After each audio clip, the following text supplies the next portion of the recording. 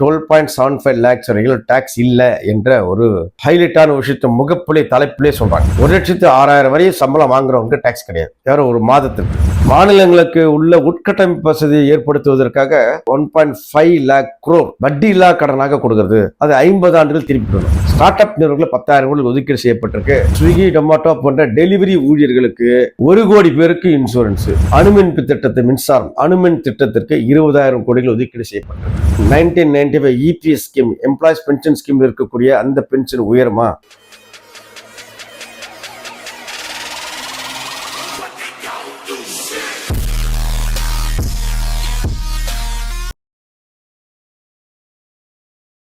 அனைவருக்கும் வணக்கம். நான் உங்கள் TJ சங்கர்.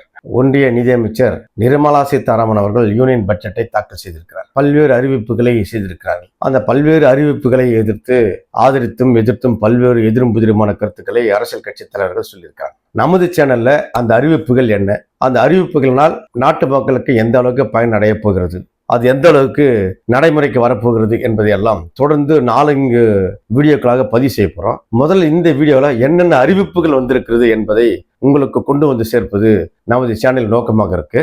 அந்த வகையில பட்ஜெட் 2025 பிப்ரவரி 1 அன்று பாராளுமன்றத்தில் கொண்டு வரப்பட்ட தாக்கல் செய்யப்பட்ட அந்த பட்ஜெட்டுடைய சிறு தொகுப்பை பற்றி தான் இப்ப நம்ம பார்க்க போறோம். வாங்க வீடியோக்குள்ள போகலாம். நம்ம சேனலை சப்ஸ்கிரைப் பண்ணுங்க, ஷேர் பண்ணுங்க, லைக் பண்ணுங்க, குறிப்பா கமெண்ட் பண்ணுங்க என்று உங்களை அன்போடு கேட்டுக்கொள்கிறேன். முதல் பாயிண்ட், ஹைலைட்டான பாயிண்ட், பத்திரிகைகளை செய்த முகப்பில் கூட வந்தது என்னன்னா, சேலரி பீப்புளுக்கான டாக்ஸ் என்பது இந்த அளவுக்கு ரிபேட் கிடைக்குமா, அது கிடைக்குமா, இது கிடைக்குமா என்று பலவிதமான கருத்துக்கள் வந்து கொண்டிருந்த சூழலில் ஒரு விஷயத்தை ஒன்றிய அரசு கொண்டு வந்திருக்கு. என்னன்னா, அப் டு 12.75 lakhs வரையில் டாக்ஸ் இல்ல என்ற ஒரு ஹைலைட்டான விஷயத்தை முகப்புலே தலைப்பிலே சொல்லிட்டு இதை படிச்ச உடனே 12.7 லட்சம் வரையும் நமக்கு டாக்ஸ் கிடையாது, அதுக்கு மேலதான் நமக்கு டாக்ஸ் வரும் என்று பலர் நினைத்துக் கொண்டிருந்தாங்க. ஆனா அது அல்ல.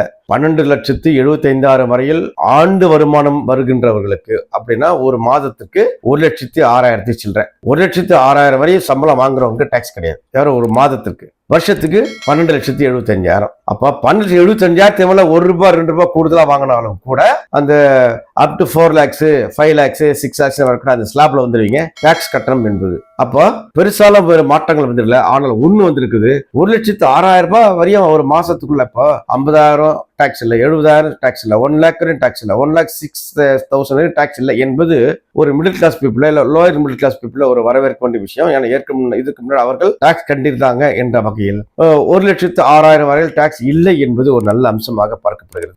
ஒரு வீட்டுக்கு தான் ஹவுசிங் லோன் இருந்துச்சு, டாக்ஸ் டிடிஎஸ் வந்து இன்ட்ரெஸ்டா பிடிக்கிற விஷயம். ஒரு வீட்டுக்கான லோனை வாங்கிக்கலாம் அப் டு 2.4 lakhs வரையும் அப்படிங்கிறது. இப்ப 2 வீடுகளுக்கு 6 லட்சம் ரூபாய் வரை நம்ம கிளைம் பண்ணிக்கலாம். 2 வீடுகளுக்கான HBA இன்ட்ரெஸ்ட் நம்ம வந்து இன்கம் டாக்ஸ்ல ரிபேட்டாக 6 லட்சம் வரையில் வாங்கிக் கொள்ளலாம் என்பது நடுத்தர மக்களுக்கான மிகப்பெரிய ரிலீஃபாக பார்க்கப்படுது. குழந்தைகளுக்கு, பெண் குழந்தைகளுக்கான மேம்பாடு அப்படின்றவங்களை 26,880 கோடி ரூபாய் ஒதுக்கீடு பண்ணியிருக்கிறாங்க. அடுத்த 5 ஆண்டுகளில் 75,000 MBBS பணியிடங்கள் சீட்ஸ், MBBS சீட்ஸ், டாக்டர் சீட்டு அடுத்த 5 ஆண்டுகள் கொண்டு வரப்பாருன்னு சொல்லியிருக்காங்க. அதுவும் மோஸ்ட்லி தமிழ்நாட்டில் தான். மாவட்டங்களுக்கு ஒரு மருத்துவக் கல்லூரி என்ற வகையில் சொல்லியிருக்காங்க. அதுலயும் அநேகமாக 80% தமிழ்நாட்டில் தான் அது வரும் என்று நம்ம எதிர்பார்க்கிறோம். மாநிலங்களுக்கு உள்ள உட்கட்டமைப்பு வசதியை ஏற்படுத்துவதற்காக 1.5 lakh crore வட்டி இல்லா கடனாக கொடுக்கிறது. அது 50 ஆண்டுகள் திருப்பிவிடணும். மாநிலங்கள் உள்கட்டமைப்பு வசதி பெருக்குவதன் மூலமாகத்தான் தொழில் வளர்ச்சி வரும். பல்வேறு காரணங்கள் இருக்கு.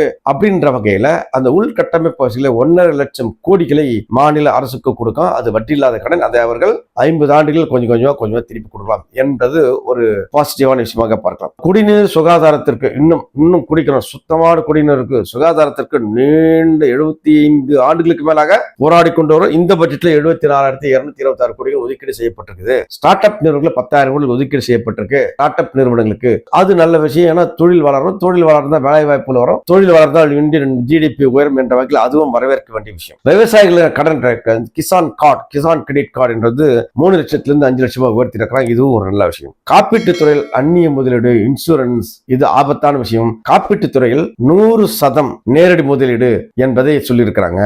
ஏற்கனவே வெளிநாட்டில் இருக்கக்கூடிய பல்வேறு இன்சூரன்ஸ் கம்பெனிங்க இந்தியாவிலிருந்து தொழில் செய்வதற்கு தயாராக இருக்கிறாங்க. அவர்களை சிகப்பு கம்பளம் விரித்து அழைப்பது போன்ற ஒரு அறிவிப்பு. இது காப்பீட்டு துறையில் 100% அந்நிய நேரடி முதலீடை அனுமதித்து நிர்மலா சீதாராமன் அவர்கள் சொல்லியிருக்காங்க.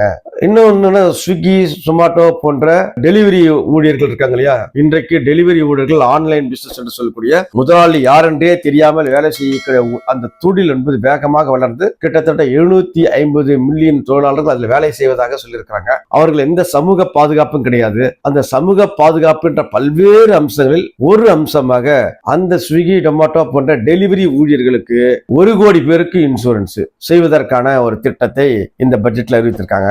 சாலை போக்குவரத்து துறைக்கு 2,87,000 லட்சம் கோடி 2.87 lakh crore வந்து சாலை போக்குவரத்து நெடுஞ்சாலைத்துறைக்கு, சாலைகள் விரிவாக்கம், 4 வழிச்சாலை, 6 வழிச்சாலை என்ற போல அந்த சாலைகள் விரிவாக்கத்திற்கு ஒதுக்கீடு செய்வது நல்ல விஷயம். பாதுகாப்புத்துறை, மிலிட்டரி, இந்திய நாட்டின் பாதுகாப்புக்காக செலவழிக்கக்கூடிய அந்த பட்ஜெட்டுக்கு அதுல 6.81 lakh 6.81 lakh 6,81,000 லட்சம் கோடிகளை ஒதுக்கீடு செய்திருக்கிறார்கள். இது ரொட்டீனா பண்ற விஷயம். நகர்ப்புற கட்டமைப்பு, டவுன்ஷிப் உருவாக்குவதற்கு அங்க டிரைனேஜ், மேனுவல், அது மற்ற விஷயங்கள், அது கட்டமைப்புக்கு 1 லட்சம் கோடிகள் ஒதுக்கீடு செய்யப்பட்டிருக்கு. அணுமின் திட்டத்தை, மின்சாரம் அணுமின் திட்டத்திற்கு 20,000 கோடிகள் ஒதுக்கீடு செய்யப்பட்டிருக்கு. இது வந்து நிர்மலா சீதாராமன் அவர்கள் ஹைலைட்டான பல்வேறு விஷயங்கள் சொன்னாங்க. அந்த பல்வேறு விஷயங்களை ஷார்ட்டா உங்களுக்கு சொல்லி, இதன் மூலமாக இந்தியா வந்து என்ன ஆக போகிறது என்பதை பலரும் பலவிதமான கருத்துக்களை தெரிவித்திருக்கிறார். அரசியல் கட்சி தலைவர் தெரிவித்திருக்கிறார். முதல்ல இந்திய வர்த்தக மற்றும் தொழில்துறை சங்கம், டெல்லியில் இருக்க அசோசம் என்று சொல்லக்கூடிய இந்திய வர்த்தக மற்றும் தொழில்துறை சங்கங்களின் கூட்டமைப்பு என்ன சொல்லியிருக்காங்கன்னா,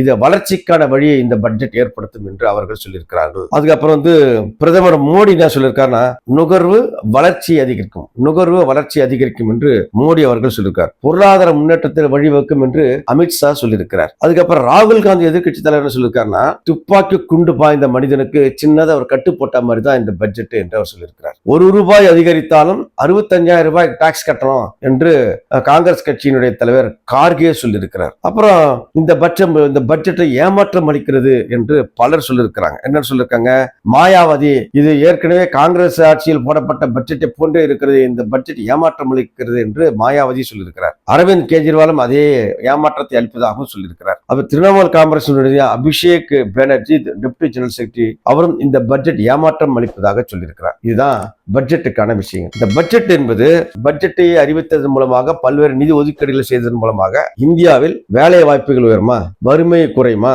இந்த வறுமை சம்பந்தமாக ஏற்கனவே ஒரு வீடியோ போட்டிருக்கோம். இது முன்னாடி வீடியோ, அதை பாருங்க. 24 கோடி மக்களை வறுமையிலிருந்து மீட்டு விட்டோம் என்று நிர்மலா சீதாராமன் அவர்கள் அந்த பட்ஜெட் தாக்கல் செய்வதற்கு முந்தின நாள் பிரசிடென்டோட உரையில் அது இருக்கிறது. இதே மாதிரி ஒரு வருஷத்துக்கு முன்னாடி 34 கோடி மக்களை வறுமையிலிருந்து மீட்டு விட்டோம் என்று இதுக்கு முன்னாடி சென்ற ஆண்டு போட்ட அந்த பட்ஜெட்டுக்கு முன்பாக அதுலயும் இருக்கிறது. சரி, இப்போ வறுமையில் மீண்டு விட்டார்களா?